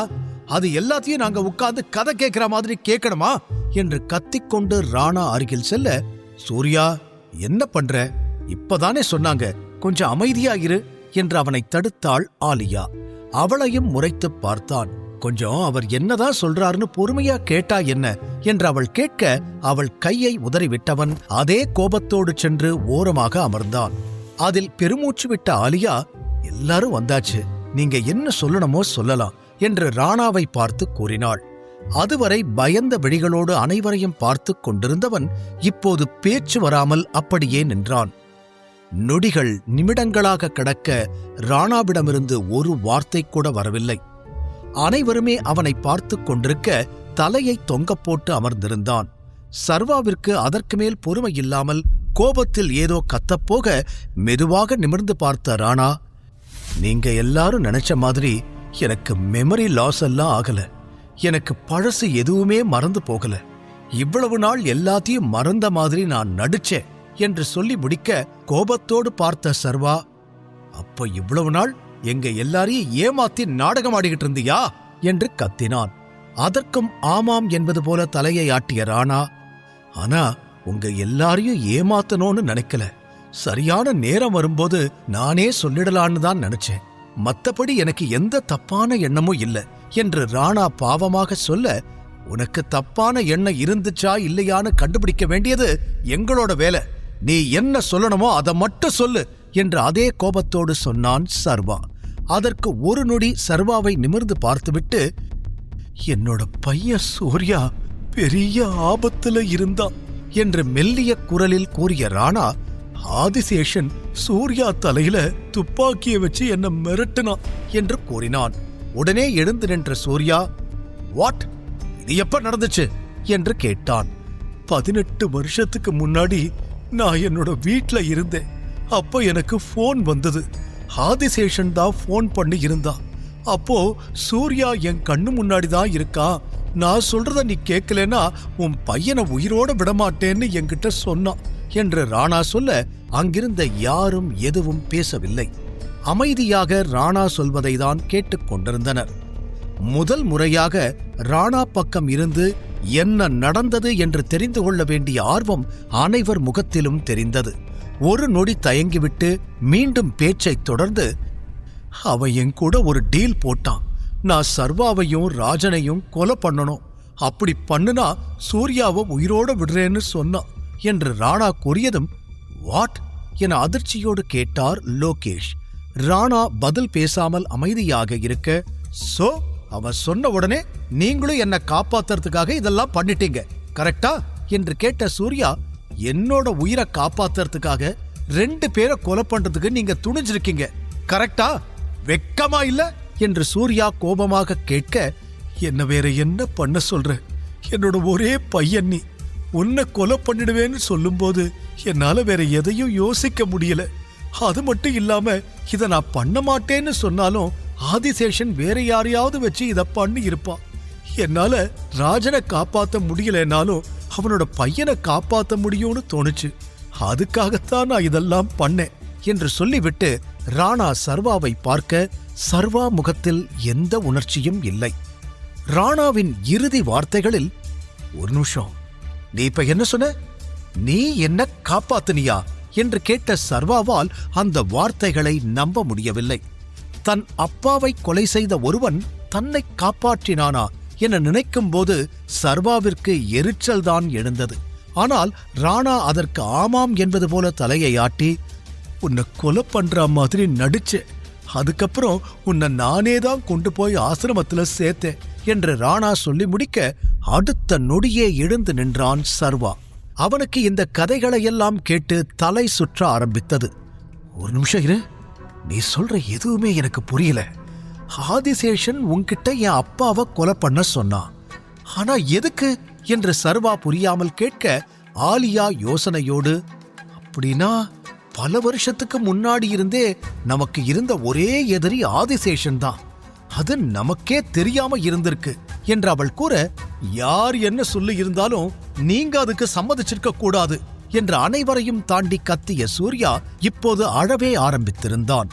உடைந்து போன குரலில், நீங்க இத பண்ணிருக்க கூடாது என்று மீண்டும் மீண்டும் கூறினான்.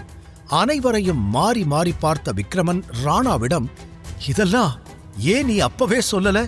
நீ ராஜன் கிட்டயே இந்த உண்மையை சொல்லி இருந்தா நாம வேற ஏதாவது பண்ணி இதை சமாளிச்சிருக்கலாம். இப்போ நம்ம ராஜன் நம்ம கூட இருந்திருப்பான் என்று விக்ரமன் கூற ராணாவின் கண்கள் கலங்கியது. கண்ணீரை துடைத்துக் கொண்டு, எனக்கு அதுக்கான அவகாசம் கொடுக்கப்படல. ஆதிசேஷன் எனக்கு 2 மணி நேரம்தான் டைம் கொடுத்தான், அதுக்குள்ள என்னால வேற எதையும் யோசிக்க முடியல என்று ராணா சொல்ல, இதெல்லாம் ஒரு காரணமா என்று கத்தினான் சூர்யா. எனக்கு தெரியும் சூர்யா, நீ இப்படிதான் கோவப்படுவேன்னு என்று பெருமூச்சோடு சொன்ன ராணா, இது மட்டும் இல்லாம இன்னொரு முக்கியமான விஷயமும் இருக்கு என்றான். ஏற்கனவே அனைவரும் அதிர்ச்சியோடு இருக்க மீண்டும் ராணாவை பார்த்தனர். ஒரு நொடி தயக்கத்துடன் அனைவரையும் பார்த்து கண்களை மூடிக்கொண்டவன், இப்போ ஆதிசேஷனுக்கு உண்மையான டைகர் யாருன்னு தெரிஞ்சிருச்சு என்று கூறினான். சர்வா சூர்யாவை தவிர அங்கிருந்த அனைவரும் அதிர்ச்சி அடைந்தனர். சர்வா ராணாவை இமைக்காமல் பார்த்து கொண்டிருந்தான். அந்த நொடி இந்த இடத்தில் மற்றவர்கள் இல்லை என்றால் தன் கையாலேயே ராணாவை கொலை செய்யும் அளவிற்கு வெறியோடு பார்த்து கொண்டிருந்தான். இன்னொரு புறம் இதற்கு நேர்மாறான எண்ணங்களுடன் நின்றான் சூர்யா. அன்று தன் அப்பா ராஜனையும் சர்வாவையும் கொலை செய்து விட்டார் என்று அவரை கொலை செய்ய துணிந்தான். ஆனால் அவர் தனக்காகத்தான் இவை அனைத்தையும் செய்திருக்கிறார் என்று நினைக்கும் பொழுது இவ்வளவு நாள் அவனுக்குள் இருந்த கோபம் இப்போது குற்ற உணர்ச்சியாக மாறியது. என்னை காப்பாற்ற நினைத்த அப்பாவைத்தான் நான் கொலை செய்ய முயற்சி செய்திருக்கிறேன் என்று நினைக்கும் பொழுதே அவனுக்கு மனம் கசந்தது. ஆனால் சூர்யா அமைதியாக நிற்க, எனக்கு இன்னும் ஒரு விஷயம் புரியல என்று சொல்லிக்கொண்டு ராணாவிடம் ஏதோ கேட்க தயாரான விக்ரமனை தடுத்த சர்வா, அன்னைக்கு நீ என்னோட அப்பாவை கொன்னுட்டு என்னையும் சூர்யாவையும் காப்பாத்தின, கரெக்டா என்று கேட்க, அப்போது எனக்கு அதுதான் சரின்னு தோணுச்சு, அதனால அப்படி பண்ணிட்டே என்று ராணா தெளிவாக கூறியதும், ஒருக்கி ராஸ்கல் என்று கத்திய சர்வா அவன் சட்டையை பிடித்து, உன்னோட உயிர் நண்பனை கொலை பண்ணிட்டு இவ்வளவு நாள் எல்லாம் மறந்து போன மாதிரி எங்க கிட்டயே நடிச்சியா என்று கத்தினான். சர்வாவிற்கு ராணாவை பார்க்க பார்க்க ரத்தமெல்லாம் கொதித்தது. மற்றவர்கள் சர்வாவை தடுத்து பிடித்து, கொஞ்சம் பொறுமையாகிரு என்று சொல்லிக் கொண்டிருக்க, எனக்கு இன்னொரு விஷயம் கேட்கணும் சர்வா, ஒரு நிமிஷம் என்று கூறினார் விக்ரமன். உடனே அவரையும் முறைத்து பார்த்த சர்வா, இதுக்கு மேல கேட்கறதுக்கு என்ன இருக்கு? இவன் ஒரு கொலைகாரன், இவ்வளவு நாள் நம்ம எல்லாரையும் ஏமாத்திக்கிட்டு இருந்திருக்கான், இதுக்கு மேல இவன் என்ன சொல்ல போறான் என்று கத்திய சர்வாவின் முகமே கோபத்தில் சிவந்து போனது. எனக்கு புரியுது சர்வா, கொஞ்சம் பொறுமையா என்று மீண்டும் விக்ரமன் பேச, என்ன பொறுமையா இருக்கணும், இதுக்கு மேல என்ன பொறுமையா இருக்கணும் என்று கத்திக்கொண்டே குறுக்கே வந்த கரிகாலன், இதுக்கு மேல இவங்கிட்ட பேசுறதுக்கு எதுவுமே இல்ல, நம்மளை ஏமாத்திட்டு நம்ம கூடவே இருந்திருக்கான் என்று கோபமாக சொன்ன கரிகாலன், அந்த ஆதிசேஷன் எவ்வளவு பணம் கொடுத்தான், நம்ம ராஜனை கொல்றதுக்கு எவ்வளவு கொடுத்தான்னு சொல்லு, எல்லாத்தையும் வாங்கிட்டு இவ்வளவு நாள் சந்தோஷமா இருந்துட்டு இப்ப மறுபடியும் சர்வாவையும் கொலை பண்றதுக்கு இங்க வந்திருக்கியா என்று அவரும் ஒரு பக்கம் கத்திக்கொண்டே ராணாவை அடிக்க வர, விக்ரமனுக்கு இருவரையும் தடுப்பதே பெரிய வேலையாகி போனது. கரிகாலனை பார்க்காமல் பார்வையை திருப்பிக் கொண்ட ராணா, இந்த விஷயம் ராஜனுக்கு தெரியும், சர்வாவை எந்த ஆசிரமத்துல விடணும்னு அவன்தான் சொன்னான் என்று கூறிவிட்டு, பிளீஸ் சர்வா, என்ன மன்னிச்சிடு, நீ என்ன கொலை பண்ணாலும் சரி, அதுக்கு முன்னாடி என்ன மன்னிச்சிட்டேன்னு மட்டும் சொல்லு என்று அவனிடம் கெஞ்ச ஆரம்பித்தான். நான் உன்னை மன்னிச்சா என் அப்பா திரும்ப வருவாரா, இல்ல நான் பட்ட கஷ்டம் எல்லாம் இல்லாம போயிடுமா என்று கத்தினான் சர்வா. எனக்கு தெரியும் சர்வா, ஆனா என்று சொல்லிக்கொண்டே சர்வாவின் காலில் விழுந்த ராணா, உன்கிட்ட மன்னிப்பு கேட்காம என்னால இருக்க முடியல என்று கெஞ்ச, சூர்யா அமைதியாக ராணாவையே பார்த்து கொண்டிருந்தான். அன்று ராணா வித்தியாசமாக நடந்து கொண்டது ஏன் என்று இப்போதுதான் சூர்யாவிற்கு புரிந்தது. என்ன நடந்தது என்று தெரிந்து கொள்ளாமல் வீட்டிற்கே தீ வைத்த தன் மடத்தனத்தை எண்ணி தலையில் அடித்துக் கொண்டான். மீண்டும் சர்வாவிடம் வந்த விக்ரமன், இங்க பாரு சர்வா, எல்லாத்துக்கும் ஒரு லிமிட் இருக்கு, அவன் என்ன உண்மைய சொல்றான்னு கேட்காம நீ இப்படி கோவப்பட்டுக்கிட்டே இருந்தா அது நமக்கு தான் லாஸ், சொன்னா புரிஞ்சுக்கவே மாட்டியா என்று சிறிது கோபத்துடன் அவனை திட்ட, என்னதான் சர்வா டைகராக இருந்தாலும் விக்ரமனை அவனால் எதிர்க்க முடியவில்லை. அங்கும் இங்கும் கோபத்தில் நடந்தவன் சுவற்றை ஓங்கி குத்திவிட்டு, சரி, என்ன சொன்னாலும் நான் கேட்கிறேன், போதுமா என்று கத்தினான். அப்ப வந்து உட்காரு சர்வா என்று லோகேஷ் அவனை அழைக்க, இவனோட எல்லாம் உட்கார முடியாது, இதுக்கு மேல என்ன கட்டாயப்படுத்தினீங்கன்னா நான் இங்கிருந்து போயிடுவேன் என்று கோபத்தில் கத்தினான். சரி விடு என்று அவனை விட்டுவிட்டு மீண்டும் ராணாவிடம் வந்த விக்ரமன், சர்வாதான் டைகர்னு ஆதிசேஷனுக்கு தெரிஞ்சிருச்சுன்னு சொன்னியே, அது என்ன விஷயம், ஏற்கனவே இந்த மாதிரி அவனுக்கு தெரிஞ்சது, ஆனா சர்வா ஒரு சாதாரண ஆள், டைகருக்காக வேலை செய்யறான்னு அதை நாங்க சமாளிச்சிட்டோம் என்று சொல்லிவிட்டு விக்ரமன் ராணாவை பார்க்க, ராணாவின் முகம் மாறிப்போனது. நான் தான் உண்மையை சொன்னேன் என்று எப்படி அவனால் சொல்ல முடியும்? அனைவரும் அவனையே பார்க்க ராணா அமைதியாக இருந்தான். ராணா உண்மையை சொல்வானா? ராணா சொல்வதை நம்பி அவனை உயிரோடு விடுவார்களா, அல்லது அவனை கொன்று பழி தீர்ப்பார்களா? தெரிந்து கொள்ள அனைத்துக்கும் பின்னால் ஆதிசேஷன்தான் இருக்கிறார் என்பதை அறிந்து அதிர்ந்தனர். தன் நண்பனை கொலை செய்தது சூர்யாவின் உயிரை காப்பாற்றதான் என்பதையும், சர்வாவை தான் காப்பாற்றி ஆசிரமத்தில் விட்டேன் என்பதையும் ராணா கூறி முடித்துவிட்டு, இறுதியாக ஆதிசேஷனுக்கு சர்வாதான் டைகர் என்ற உண்மை தெரிந்துவிட்டது என்றும் கூறினான். அதில் புரியாமல் பார்த்த விக்ரமன், அவனுக்கு எப்படி தெரிஞ்சது என்று கேட்டார். அந்த கேள்வியில் சில நொடிகள் அமைதியாக இருந்துவிட்டு, அத நான் தான் சொன்னேன் என்று சொல்லி முடிக்க அங்கிருந்தவர்களுக்கு பெரும் அதிர்ச்சி. சர்வாவிற்கு கொஞ்சம் இறங்கியிருந்த கோபம் மீண்டும் அதிகமானது. இதற்கு மேலும் அவனால் தன்னை கட்டுப்படுத்த முடியவில்லை. ராணா சர்வாவின் பொறுமையை நிறையவே சோதித்து விட்டான். எனவே அடுத்த நொடியே தனது துப்பாக்கியை உருவிய சர்வா நேராக அதை ராணாவை பார்த்து குறிவைத்தான். என் அப்பாவை ஏமாத்திக் கொன்னது மட்டும் இல்லாம என்னையும் ஏமாத்தியிருக்க, உன்னை சும்மா விடமாட்டேன், இன்னைக்கே உன்னை கொல்லாம விடமாட்டேன் என்று சர்வா கத்த, மற்றவர்கள் அவன் செயலில் அதிர்ச்சி அடைந்தனர். ஏ சர்வா, என்ன பண்ற, என்ன இதெல்லாம் என்று லோகேஷ் அவனை தடுக்க, துப்பாக்கி முனையில் தன் அப்பாவை பார்த்த சூர்யா அப்படியே உறைந்து நின்றான். எதுவும் பேசவில்லை. இருந்தாலும் ராணாவிற்கு ஏதாவது ஆகிவிடுமோ என்ற பயம் சூர்யா முகத்தில் அப்பட்டமாக தெரிந்தது. ஐயோ, என்ன பண்ற சர்வா நீ என்று விக்ரமன் கேட்க, போதும், எல்லாரும் நிறுத்துறீங்களா? நான் தான் உங்க எல்லாருக்கும் பாஸ், நான் தான் டைகர். அது உங்களுக்கு ஞாபகம் இருக்கா இல்லையா?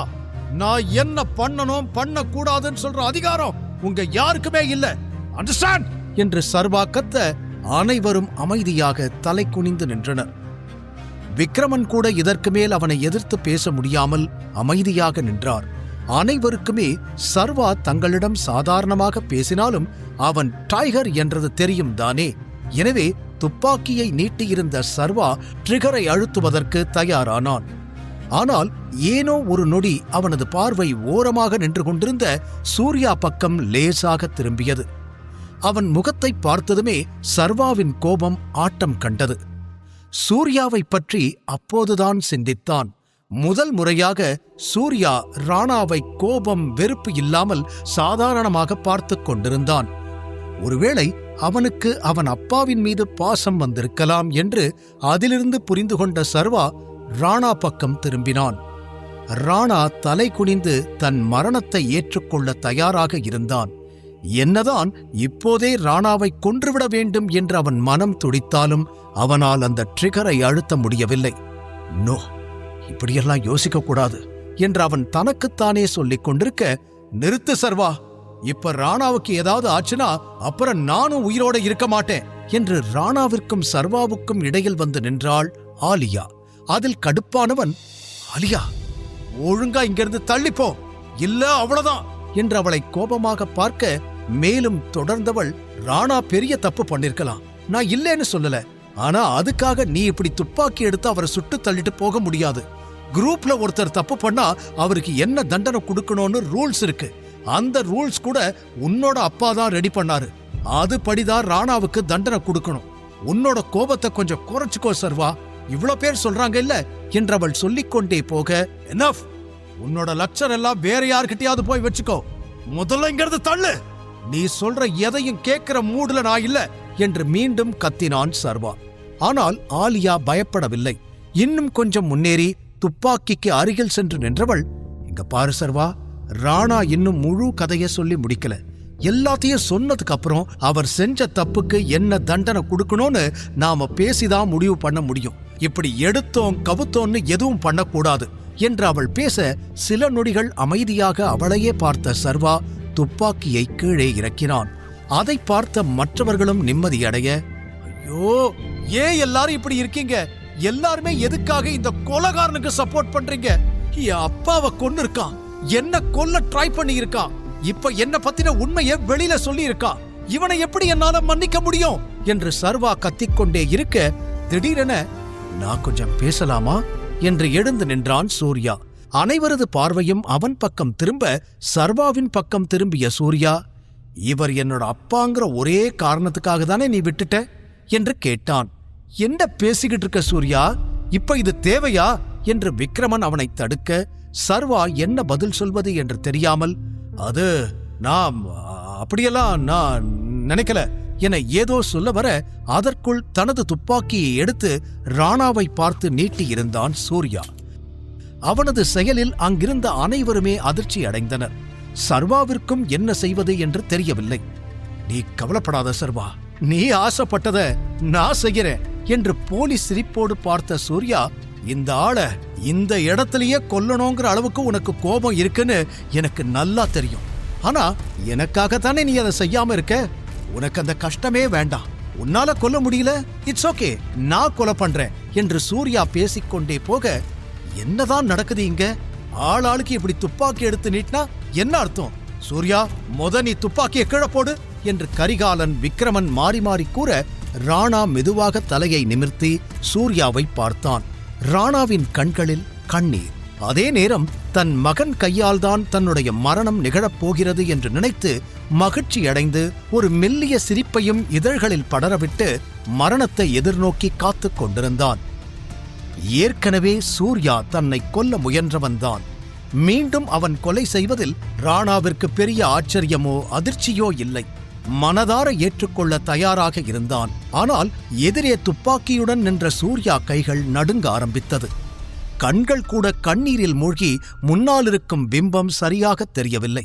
ஓ அப்பாவையே நீ கொல்ல போறியா சூர்யா என்று ஆலியா வேறு பின்னாலிருந்து கத்த, உடனே இல்லை என்று சொன்ன சூர்யா துப்பாக்கியை தன் நெஞ்சின் மீது வைத்தான். ஏய் சூர்யா, என்ன பண்ற? ஏய் என்று அனைவரும் மாறி மாறி கேட்டு முடிப்பதற்குள் சூர்யா அந்த துப்பாக்கியின் ட்ரிகரை அழுத்தி இருந்தான். அடுத்த நொடியில் புல்லட் அவன் நெஞ்சுக்குள் பாய்ந்தது. அனைவரும் ஸ்தம்பித்துப் போய் நின்றனர். எப்படியாவது அவனை தடுத்து விடலாம் என்று சர்வா நினைத்திருக்க காலம் கடந்து விட்டது. கண்கள் விரிந்த நிலையில் அப்படியே கீழே சரிந்தான் சூர்யா. அவனை தாங்கிப் பிடித்த சர்வா, "டேய், என்ன சூர்யா, எதுக்கு இப்படி பண்ண? உனக்கு அறிவில்லையா?" என்று கத்த சூர்யாவிற்கு வலி உயிர் போனது. கூடவே நெஞ்சிலிருந்து ரத்தமும் வழிந்து ஓட அவன் முகம் கொஞ்சம் கொஞ்சமாக மாறியது. "வெளியே யாரு? ஆம்புலன்ஸை கூப்பிடுங்க!" என்று சொல்லிக்கொண்டு கரிகாலன் வெளியில் செல்ல விக்ரமனும் அவரோடு அவசரமாக வெளியில் ஓடினார். "என்ன மன்னிச்சிடு சர்வா" என்று அந்த நிலையிலும் மெதுவாக கூறினான் சூர்யா. அவன் கண்களிலிருந்து கண்ணீர் வழிந்தோடியது. இந்நிலையில் சூர்யாவை பார்த்த சர்வாவிற்கு சிறுவயதில் அவனோடு கழித்த நிமிடங்கள் கண்முன்னால் படமாய் ஓடியது. அந்த நாட்களில் இணை பிரியாமல் இருந்திருந்தாலும் இப்போது அவர்கள் அந்த அளவிற்கு நெருக்கமாக இருக்கவில்லை. சின்ன இடைவெளி இருந்த போதிலும் சர்வா சூர்யாவை தன் நண்பனை தாண்டி சகோதரனாகவே நினைத்திருந்தான். "என்ன மன்னிச்சிடுவே இல்ல ப்ளீஸ்" என்று சூர்யா மீண்டும் கேட்க, "ஏ, உனக்கு பைத்தியம்தான் பிடிச்சிருக்கு, எதுக்கு இப்படி பண்ண?" என்று கேட்ட சர்வாவின் கண்களும் கலங்கியது. "உனக்காகத்தான் சர்வா இதெல்லாம் பண்ண. என்னால உன் அப்பாவையோ இல்ல உன்னோட கடந்த காலத்தையோ திருப்பி கொடுக்க முடியாது. உனக்கு என் அப்பாவை சுத்தமா பிடிக்காதுன்னு எனக்கு தெரியும். அவரை கொல்லணும்னு நீ நினைச்ச, ஆனா நீ..." என்று சொல்லிக்கொண்டே வந்த சூர்யா வலியில் முகம் சுணங்கிவிட்டு, "நீ கொல்லாம விட்டுட்ட, அது எனக்காக தானே, என்ன பார்த்ததும் தானே நீ உன் மனச மாத்திக்கிட்ட. எனக்கு தெரியும், நீ அவரை மன்னிக்கிறத விட என்னத்தான் மன்னிக்கணும். எனக்காகத்தான் அவ்வளவு பெரிய தப்ப அவர் பண்ணி இருக்காரு. தயவு செஞ்சு என்ன மன்னிச்சிடு ப்ளீஸ்" என்று சூர்யா தட்டு தடுமாறி பேசிக்கொண்டே போக, "வாய மூடு, எதுவும் பேசாத. நான் அப்படியெல்லாம் உன்கிட்ட சொன்னேனா? நானே சுடக்கூடாதுன்னு துப்பாக்கியை இறக்குனேன். நீ எதுக்கு பைத்தியக்கார மாதிரி உன்ன நீ ஏன் சுட்டுக்கிட்ட?" என்று சர்வா கேட்க, அதற்கு லேசாக சிரித்த சூர்யா, "எனக்கும் சாகணும்னு ஆசை இல்லை சர்வா. ஆனா நான் இப்படி பண்ணதுக்காக வருத்தப்படுவோம் இல்லை. இந்த நிமிஷம் நான் செத்தாலும் சந்தோஷமா செத்து போவேன். என்ன மன்னிச்சிரு" என்று மீண்டும் மீண்டும் அதையே சொன்னவன் அப்படியே சர்வா மடியிலேயே சரிந்தான். சர்வாவால் அதற்கு மேல் கண்ணீரை கட்டுப்படுத்த முடியவில்லை. "டேய் டேய், ஏண்டா?" என்று கத்தினான். கொஞ்சம் கொஞ்சமாக மயக்கத்திற்கு சென்று கொண்டிருந்த நிலையிலும் சர்வாவின் குரலை கேட்டு மெலிதாக சிரித்தான் சூர்யா. நடந்தது என்ன என்று யூகிக்க முடியாமல் அப்படியே பிரம்மை பிடித்தது போல நின்று கொண்டிருந்த ராணா சில நொடிகள் கடந்தே நடந்ததை புரிந்து கொண்டு, "சூர்யா!" என்று கத்தி அவன் அருகில் அமர்ந்து அழ ஆரம்பித்தான். "ஏண்டா இப்படி பண்ண? ஏய், ஏண்டா? நான் தான் தப்பு பண்ணேன். என்ன கொல்லு, எழுதிரு, கொல்லு" என்று கத்தி கதறி அழுத ராணாவின் குரலில் வலி அப்பட்டமாக தெரிந்தது.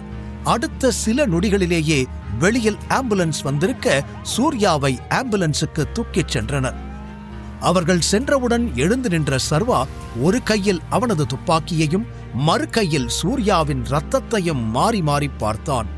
ஒருவேளை தான் ராணாவை சுட்டிருந்தால் சூர்யா இப்படி செய்திருக்க மாட்டான் என்று சர்வாவிற்கு தோன்றியது. ஆனால் காலம் கடந்து விட்டது. இதற்கு மேல் எதையும் மாற்ற முடியாது.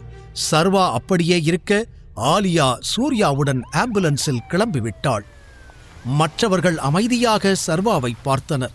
அவனும் யாரையும் நிமிர்ந்து கூட பார்க்காமல் அங்கிருந்து கிளம்பிவிட்டான். தலையில் கை வைத்துக் கொண்டு நின்ற விக்ரமன், "இப்போ என்ன பண்றது?" என்று கரிகாலனிடம் கேட்டார். "எல்லாமே கையை மீறி போயிடுச்சு. இதே மாதிரி நடந்துகிட்டு இருந்துச்சுன்னா ஆதிசேஷன் நம்ம மொத்த டீமையே அழிச்சிடுவான்" என்று அவர் கூற, "அது மட்டும் இல்ல, இப்ப சர்வாவோட அடையாளம் அவனுக்கு தெரிஞ்சிருச்சு. நாமளும் எல்லாத்துக்கும் தயாரா இருக்கணும்" என்றார் லோகேஷ். "பட் நாமளே எல்லா முடிவும் எடுக்க முடியாது. டைகர் கிட்ட இத பத்தி பேசணும்" என்று தினேஷ் கூற, அதன் பின்னரே சர்வாவை சுற்றி தேடியவர்கள் அவன் அங்கு இல்லை என்பதை உணர்ந்தனர். "சர்வா எங்க போனா?" என்று லோகேஷ் கேட்க, "நம்ம கிட்ட சொல்லாம கிளம்பி போயிட்டான் போல" என்றார் கரிகாலன். வெளியில் வந்த சர்வா மிகவும் சோர்ந்து போயிருந்தான். தனது கார் இருக்கிறது, அதில் செல்லலாம் என்ற எண்ணம் கூட இல்லாமல் கால் போன போக்கில் ரோட்டில் நடந்து சென்று கொண்டிருந்தான். நடக்கும் வழியிலேயே ஏதோ ஒன்று யோசித்தவன் கடிகாரத்தில் மணியை பார்த்துவிட்டு எதிரில் வந்த டாக்ஸியை கைகாட்டி நிறுத்தினான். எங்க சார் போனோம் என்று அவர் கேட்க அதில் ஏறி அமர்ந்தவன், மெதுவா அப்படியே போங்க, நான் சொல்ற வரைக்கும் நிறுத்தாதீங்க என்று கூறினான். மணி 6 கடந்திருக்க நிச்சயம் ஆபீஸ் வேலைகள் அனைத்தையும் முடித்துவிட்டு மோனிகா வீடு திரும்பியிருப்பாள் என்று சர்வா நினைத்தான். இன்னமும் கூட ஆதிசேஷன் மற்றும் மோனிகா இருவராலும் தான் தன்னுடைய அப்பா அம்மா 18 வருட வாழ்க்கை என அனைத்தையும் இழந்திருக்கிறோம் என்று அவனால் நம்ப முடியவில்லை. இருந்தும் ஆரம்பத்திலிருந்து என்ன நடந்திருக்கிறது, எதற்காக அனைத்தும் நடத்தப்பட்டிருக்கிறது என்பதை கொஞ்சம் கொஞ்சமாக உள்வாங்கி புரிந்து கொள்ள ஆரம்பித்திருந்தான் சர்வா. அனைத்தும் தெரிந்த பிறகும் அமைதியாக இருக்க அவனால் முடியுமா? அதனால்தான் ஆதிசேஷனோடு நேருக்கு நேர் சண்டையிடுவதாய் முடிவு செய்துவிட்டான். இதுல ஒண்ணு நான் உயிரோடு இருக்கணும், இல்ல அவன் இருக்கணும் என்று குரோதத்தோடு சொல்லிக் கொண்டவன் முதலில் மோனிகாவிடமிருந்து ஆரம்பிப்பதாக திட்டம் தீட்டினான். சிறிது நேர பயணத்திற்கு பின்னர் டாக்ஸியை நிறுத்திய சர்வா பணத்தை கொடுத்துவிட்டு அதிலிருந்து இறங்கினான். அவன் இறங்கிய இடம் மோனிகாவின் பங்களா. வெளியில் ஒரே ஒரு செக்யூரிட்டி மட்டும்தான் நின்று கொண்டிருக்க அதை சுலபமாகவே சர்வாவால் கடந்து செல்ல முடியும். எனவே மோனிகாவின் பங்களாவை நோக்கி நடக்க ஆரம்பித்தான் சர்வா. இன்னொரு புறம் DNA டெஸ்ட் ரிசல்ட் வந்திருந்தது. அதை அர்ஜுன் கொடுத்திருக்க அரை மணி நேரத்திற்கு மேலாக அதையே குறு குறு என பார்த்து கொண்டிருந்தவரால் அதை நம்பவே முடியவில்லை. இந்த முறை சர்வா DNA ராஜனுடைய DNAவுடன் சரியாக பொருந்தி ரிசல்ட் பாசிட்டிவ் என்று வந்திருந்தது. இது எப்படி பாசிபிள் என்று மீண்டும் மீண்டும் அவர் அதையே சொல்லிக் கொண்டிருக்க, என் கண்ணு முன்னாடி இருந்திருக்கான், அவனை உயிரோடு விட்டுட்டேனே, முன்னாடியே தெரிஞ்சிருந்தா என் கையாலேயே அவனை நான் கொன்னு இருப்பேன், என்னையே ஏமாத்திருக்கான், அவனை உயிரோடு விடமாட்டேன் என்று கோபத்தோடு எழுந்து நின்றார். ஆதிசேஷன் என்ன செய்ய போகிறார்? சூர்யா உயிர் பிழைப்பானா? சர்வா மோனிகாவை தேடி எதற்காகச் செல்கிறான்? தெரிந்து கொள்ள தொடர்ந்து கேளுங்கள். இந்த எபிசோட் உங்களுக்கு பிடிச்சிருந்தா அந்த வீடியோக்கு ஒரு லைக் பட்டன் கொடுங்க. அண்ட் இந்த மாதிரி தொடர்ந்து வீடியோஸ்க்கு நம்ம சேனலை சப்ஸ்கிரைப் பண்ணிக்கோங்க. தேங்க்யூ.